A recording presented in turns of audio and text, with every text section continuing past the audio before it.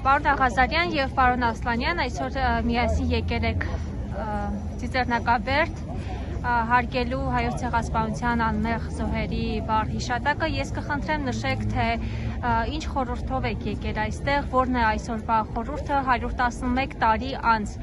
մենք ինչ դասեր պետք է քաղենք պատմությունից։ Խորհուրդը բոլորիս համար ակնհայտ է, հայտնի է 111 տարի առաջ տեղի ունեցած մարդկայնության դեմ հանցագործություն, որը կապված է մեր ժողովրդի հետ, եւ հետեւաբար հայ ժողովուրդը այսօրը միասնաբար հարգում է, հիշում է նահատակվածներին, ամեն նահատակվածներին, եւ իհարկե այսօր ոչ թե սխո օր է, այլ հիշատակի օր է, եւ մենք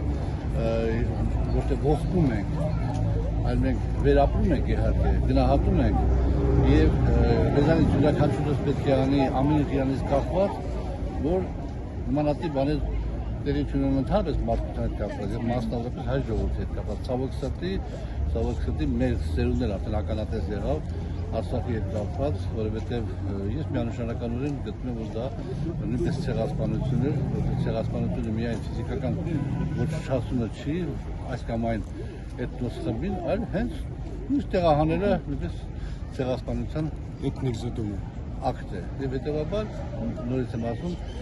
գալիս ենք, որպեսզի վերապրենք այդ ամեն ինչը, հիշողության իմաստով նաև, որպեսզի անենք մեր առավելագույնը նմանատիպ սարսափելի բաներից խուսափելու համար։ 3 ՀՅԴ-ականները վառեցին Թուրքիայի դրոշը, ինչը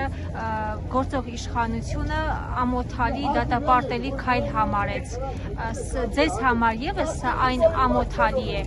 դատապարտելի քայլը Թուրքիայի դրոշը վառելը։ Ես չեմ դատապարտում, չեմ բանանում, ասած ոգևորում, չեմ դատապարտում, որովհետեւ դա քաղաքական ակցիա է, դրոշարերը դա քաղաքական ակցիա է։ Ավելի սարսափելի իրողությունա եկեղեցի, մայր եկեղեցի ավերելը Արցախ Ստեփանակերտում, մայր եկեղեցի ավերելը եւ ավելի սարսափելի է այն հանգամանքը, որ իշխանությունները որևէ կերպ շարադարձան այդ փաստին, իսկ դրոշ արելը, որը քաղաքական ակցիա է։ Ես ինքս կողմնակից չեմ նման ակցիաների, բայց չեմ դատապարտում։